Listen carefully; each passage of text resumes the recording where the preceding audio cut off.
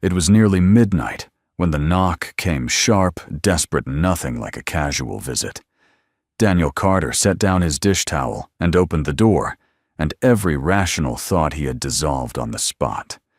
Standing in the rain, soaking wet and visibly shaking, was Lena Walker, his ex-wife's younger sister, a woman he hadn't seen in years. Before he could speak, she thrust an envelope into his hands. Inside was a marriage registration form. His name was already printed on the groom's line. Lena looked straight at him and said, "I have 3 days. Please." He didn't move. He just stood in the doorway holding the envelope, staring at the name typed cleanly beside the word groom, his name.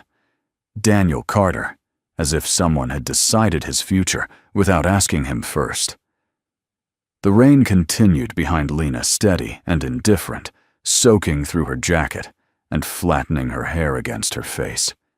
She didn't beg again. She just watched him with the kind of exhausted desperation that doesn't have room for pride anymore. Daniel stepped back and let her in. He gave her a towel and poured 2 cups of coffee. He wasn't sure either of them actually wanted. Lena sat at his kitchen table, the same table where he used to eat dinner, alone most nights, and wrapped both hands around the mug like it was the only warm thing she'd touched in days.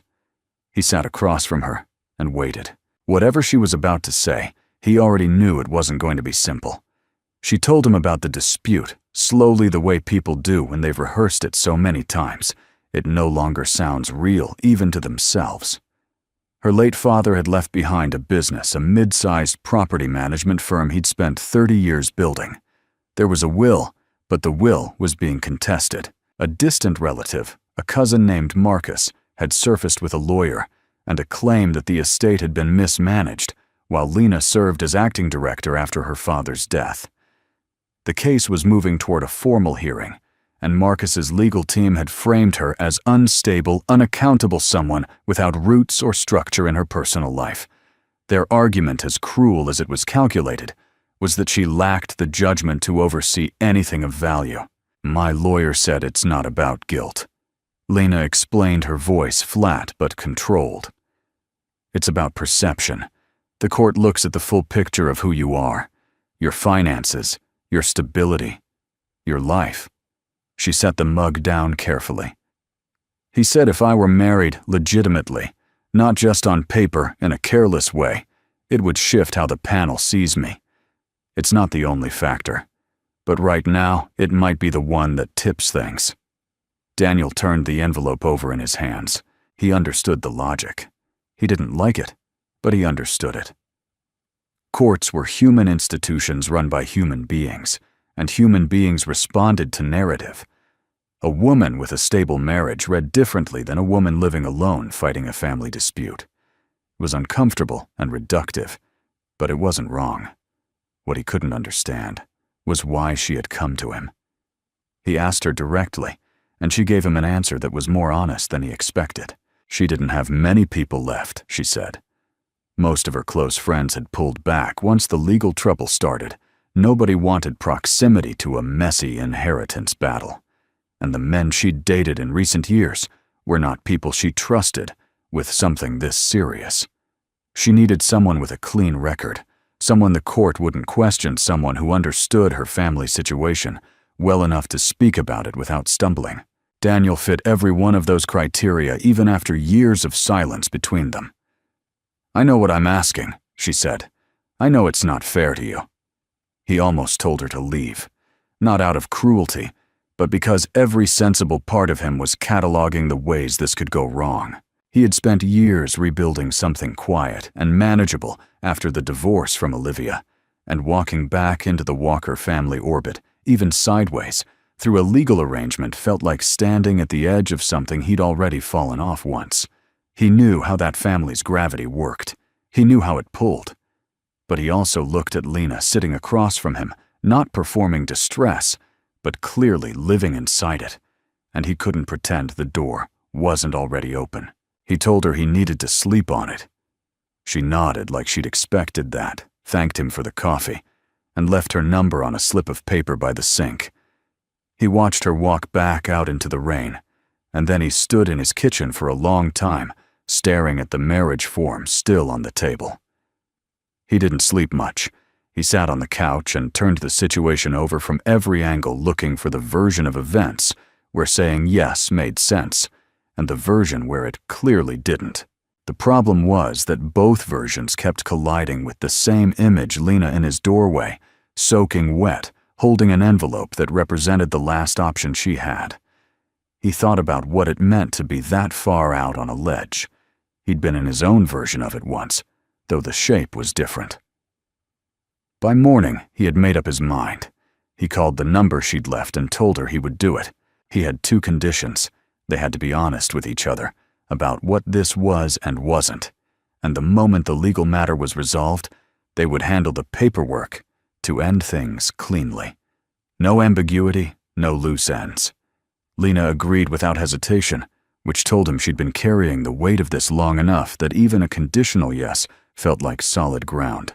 They signed the registration 3 days later at the county courthouse, in a room with fluorescent lights and a clerk who didn't look up from her computer. There were no flowers, no witnesses beyond what the process required, no moment that felt ceremonial in any way. Daniel signed his name on the groom's line, the same line he'd seen printed on that form in the rain, and Lena signed hers, and that was that. They walked out into a gray Tuesday afternoon, as legally husband and wife. Neither of them said much on the walk to the parking lot. There wasn't much to say. They had made a rational decision under irrational circumstances, and now they had to figure out what came next. Daniel unlocked his car and looked over at her across the roof. "We should probably figure out the details," he said. "The lawyer is going to have questions." Lena nodded. "I know. I'll call you tonight." She got into her own car and drove away first, and Daniel sat behind the wheel for a moment before starting the engine, looking at nothing in particular, already wondering what exactly he had just agreed to. The lawyer's name was Gerald Foss, and he had the kind of measured, unhurried manner that suggested he'd seen every variety of human desperation and had learned not to be moved by any of it. He met with Daniel and Lena together the following week in a conference room on the 11th floor of a building downtown, and within the first 10 minutes, it was clear he was not going to make things easy.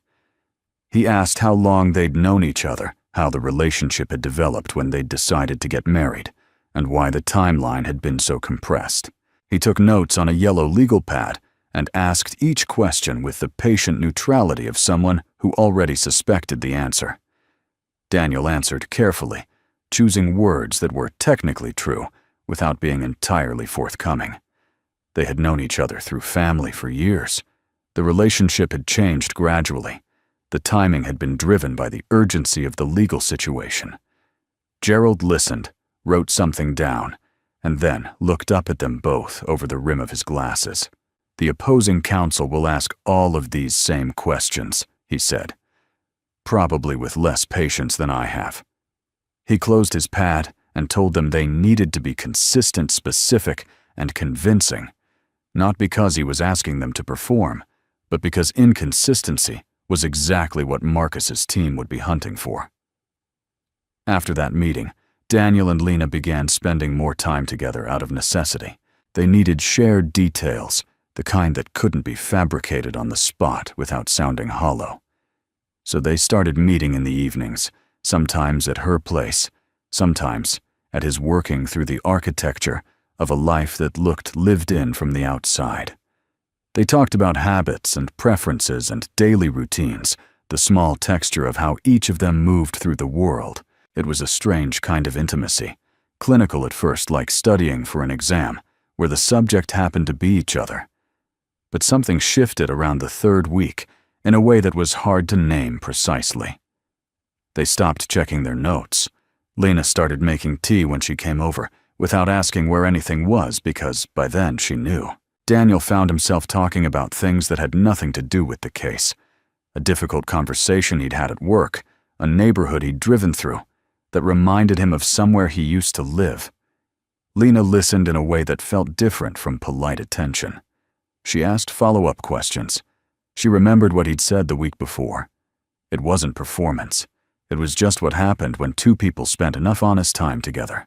The first real complication arrived not from Marcus's legal team, but from a phone call that neither of them had anticipated. Olivia called Daniel on a Wednesday evening, which was unusual enough on its own. They hadn't spoken in months, and their communication since the divorce had been minimal and cordial in the way that distance makes possible. Her voice on the phone was tight and controlled, which Daniel recognized immediately as the register she used when she was trying not to say the thing she actually wanted to say. She asked him how he was doing. He said fine. She asked if anything had changed in his life recently. He understood then that she already knew something, or suspected it, and was giving him the opportunity to volunteer the information first. He told her he'd gotten married. He said it plainly because there was no version of that sentence that softened the landing. The silence on the other end lasted long enough that he began to think the call had dropped. Then Olivia said very quietly, to who and when he told her the call ended 40 seconds later without another word. Lena found out about the conversation that same night because Olivia called her immediately after. Daniel heard about it secondhand the next morning when Lena arrived at his door earlier than usual and told him they needed to talk. She sat down and described the call with the careful precision of someone reporting a situation rather than reacting to it, but her jaw was tight, and she kept smoothing the same section of her sleeve, which told him more than the words did. Olivia had not screamed. She had not demanded explanations. She had asked questions in the precise surgical way that meant she was processing damage, and that Lena said was in some ways harder to handle than anger would have been. The fallout from Olivia's discovery complicated everything in ways that went beyond the legal case.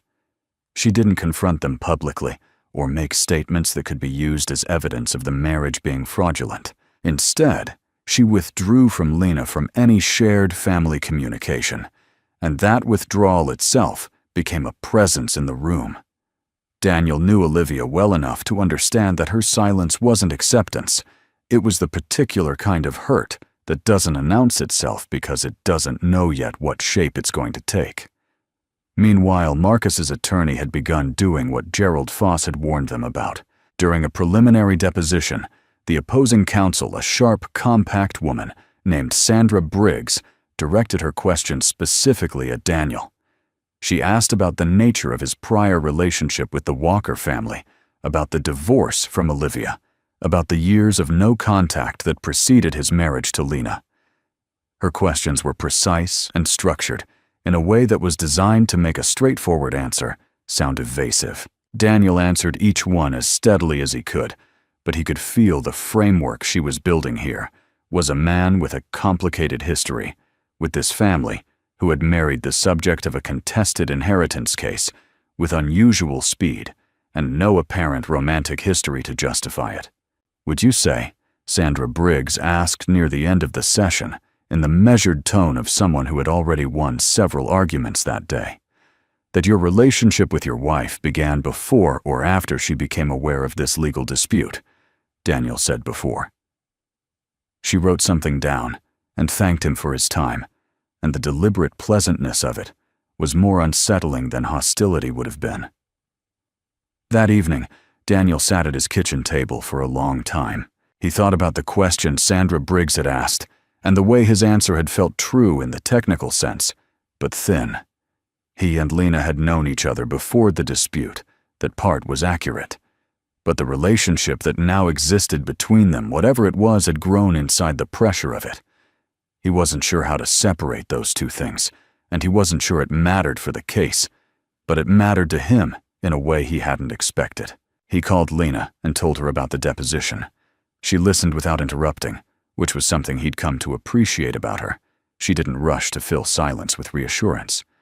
When he finished, she said she thought Sandra Briggs was going to be a problem, and that they should meet with Gerald again before the week was out. Then, after a moment, she said she was sorry for what had happened with Olivia. She said it quietly, like it was something she'd been carrying since that morning and hadn't found the right place to set down.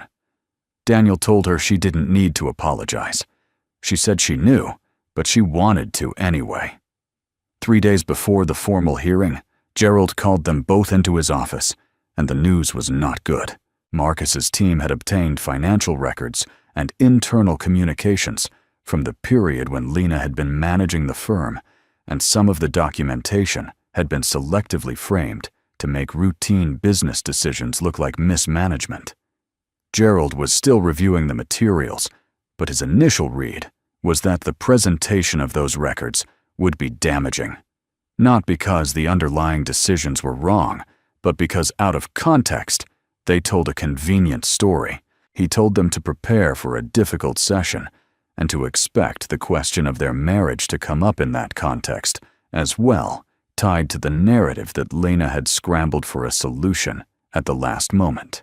Daniel drove home that night in the kind of silence that isn't empty, but full of the weight of a decision whose consequences had now expanded past anything he'd originally mapped. He had agreed to this to help someone who needed help, and that part remained true. But somewhere between the county courthouse and this moment, the shape of the situation had changed, and he wasn't sure the version he was standing in now was one he'd had the information to choose. What he was sure of was that Lena had not misled him. She had told him it would be difficult. She had not pretended otherwise. And somehow, in the middle of everything that was going wrong, that honesty continued to hold its ground. The morning of the hearing arrived the way difficult days often do, quietly, without any of the dramatic weight the night before had promised. Daniel woke early, made coffee. He barely tasted, and sat by the window, watching the street below come to life in the ordinary way it always did, indifferent to the fact that something was about to be decided in a room across town. He had chosen his clothes the night before, a habit from years of preparing for things he couldn't fully control. Small preparations for large uncertainties. He picked Lena up on the way. She was waiting outside her building when he pulled up, and she looked composed in the way that takes effort, the kind of calm that isn't the absence of feeling, but a decision made about how to carry it. She got in without saying much, and they drove most of the way in a silence that wasn't uncomfortable. At one point, she said she hadn't slept well. He said he hadn't either. That was enough. Gerald met them outside the hearing room and ran through the structure of the session in a low, efficient voice. The panel would hear from both sides. Sandra Briggs would present Marcus's case, first leaning on the financial records and the narrative she'd been building around Lena's judgment and stability. Gerald would respond with documentation of Lena's actual management record and context for the decisions that had been framed as mismanagement. The marriage would come up. Gerald was certain of it, and when it did, he advised Daniel to answer only what was asked, and to answer it honestly. Not strategically. Honestly. Panels read people, Gerald said. They've heard every polished version of events. What they remember is the ones that felt real. The room itself was smaller than Daniel had expected. A rectangular table, a three-person panel seated at one end, a court reporter to the side. Marcus was already seated with Sandra Briggs when they entered, and he watched Lena cross the room with the particular attention of someone tracking an investment. Daniel had never met Marcus before, and what struck him wasn't any obvious villainy. He was well-dressed and composed, but the settled quality of his expression, as if the outcome were already filed somewhere in his mind. Sandra Briggs presented her case with the same methodical precision Daniel had encountered in the deposition. She walked through the financial records, highlighting the transactions and communications that looked most irregular when stripped of their context. She described Lena as someone who had taken on a role she wasn't prepared for and made decisions that had diminished the estate's value. Then she turned to the marriage, and her framing was exactly what Gerald had anticipated. A last-minute arrangement rushed through in the days before a legal deadline designed to construct an appearance of stability that didn't reflect the reality of the subject's life. Gerald responded steadily and methodically, introducing the full context for each decision Briggs had highlighted. He called on documentation that showed industry-standard reasoning behind the choices that had been characterized as reckless. He brought in a letter from a former business associate of the late father who had worked alongside Lena during the transition and spoke to her competence directly. The financial picture that emerged from Gerald's presentation was substantially different from the one Briggs had drawn. Not perfect, not without difficulty, but the picture of someone managing a complex situation with limited support, not someone looting an estate. Then the panel's lead member, a woman named Judge Carol Whitmore, turned her attention to Daniel. She asked him to describe in his own words the nature of his relationship with Lena Walker prior to the marriage. She was direct without being aggressive, and there was something in her manner that reminded Daniel of what Gerald had said, that panels remembered what felt real. He looked at Judge Whitmore and understood that this was the moment Gerald had been preparing him for, and also the moment no preparation could fully reach. He started with the truth from the beginning. He said that he and Lena had known each other through his prior marriage to Olivia Walker, Lena's older sister. He said that after the divorce, contact with the Walker family had ceased, and he hadn't spoken to Lena in years before she appeared at his door one night in the rain. Judge Whitmore's expression didn't change. She asked why he had agreed to marry her. Daniel took a breath and gave the only answer that was actually true. He said he had agreed because Lena had been in a desperate situation with no clean options left, and because he had seen enough of her to know she wasn't someone who asked for help without cause. He said the arrangement had been practical and deliberate, entered into honestly between two adults who understood what it was. He said he hadn't done it because it was easy, or because it made sense on paper. He'd done it because sometimes the situation in front of you is more real than the risk attached to it. And turning away from that felt like a different kind of failure. He said all of this in plain language, without the smoothed edges that strategic testimony tends to acquire. The room was quiet when he finished. Sandra Briggs wrote something on her notepad. Marcus looked at his attorney. Judge Whitmore held Daniel's gaze for a moment, and then made a note of her own. Gerald introduced the final piece of new evidence. After that, an internal audit, commissioned by Lena herself, months before the legal dispute began, which had been submitted to the estate's accountant and never made public. It documented the state of the firm at the time Lena assumed management, including pre-existing debts and underperforming contracts that had been inherited rather than created. The audit had been conducted quietly, not as a defensive measure, but as part of how Lena actually ran things with accountability, even when no one was requiring it of her. Gerald noted that a person manufacturing an appearance of competence rarely builds the paper trail that undermines her own position. Lena had commissioned that audit because she wanted to know the real picture. That was the document on the table. The panel took a recess to deliberate. Daniel and Lena sat in a corridor outside on a wooden bench and didn't say much. At one point, she looked at him and said she was sorry he'd had to say all of that out loud in front of strangers. He told her that it hadn't been as hard as he'd expected, which was true, and that the hardest part of honesty was usually the anticipation of it, not the act. She looked at him for a moment, with an expression he couldn't fully read, and then she looked away. When the panel returned, Judge Whitmore delivered the finding in the measured language of institutional decisions, structured, careful, stripped of drama. The contestation of the estate brought forward by Marcus was found to be without sufficient merit to alter the terms of the original will. The documentation of mismanagement presented by the opposing party was determined to be selectively represented and contextually incomplete. Lena Walker Carter retained her standing as executor of her father's estate in full. Marcus's attorney gathered her documents without expression. Marcus himself sat still for a moment, then stood and left without speaking to anyone. The absence of any scene felt like its own statement, the recognition that the argument had not held. Gerald shook both their hands in the hallway and told them they'd done well. He meant it as a professional assessment, which was how he delivered most things, but Daniel heard something genuine underneath it. They thanked him.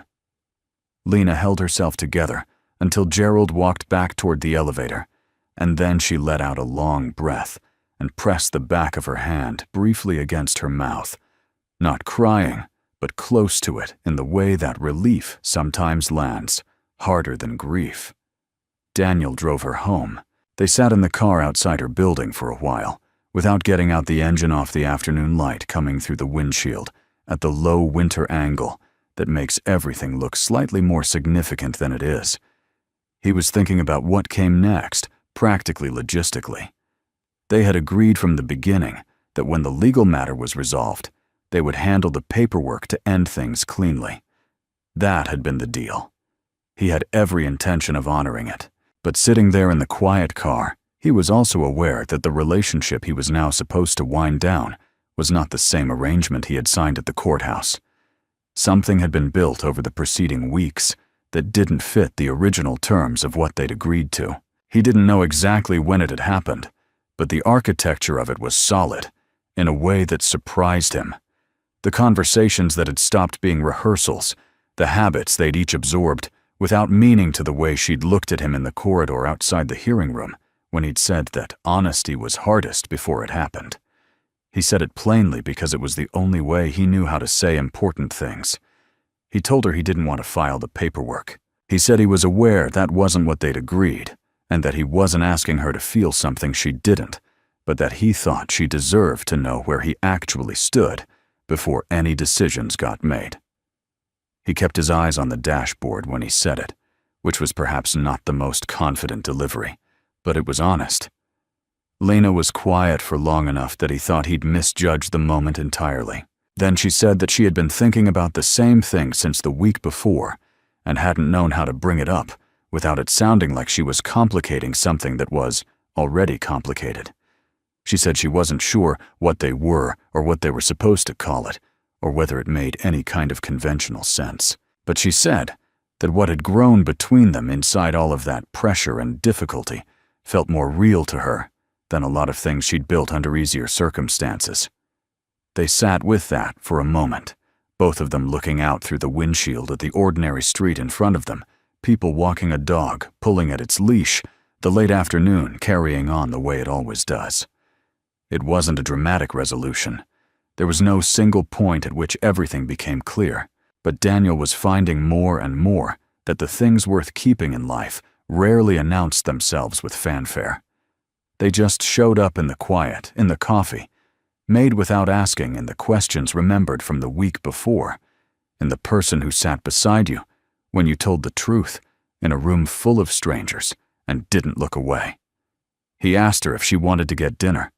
She said yes.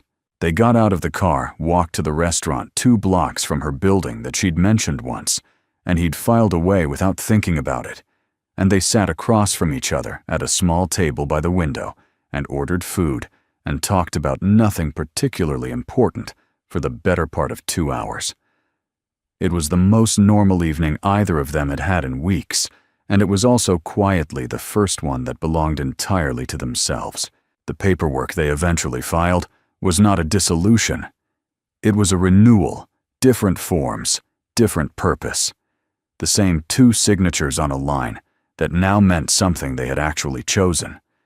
Not under a deadline, not as a strategy, not as a solution to someone else's argument about who Lena Walker was or wasn't. Just 2 people who had found each other on the far side of a difficult thing and decided without drama or fanfare that they would rather keep going than stop. It wasn't the story either of them would have written for themselves, but it was the one they had, and they had both learned by then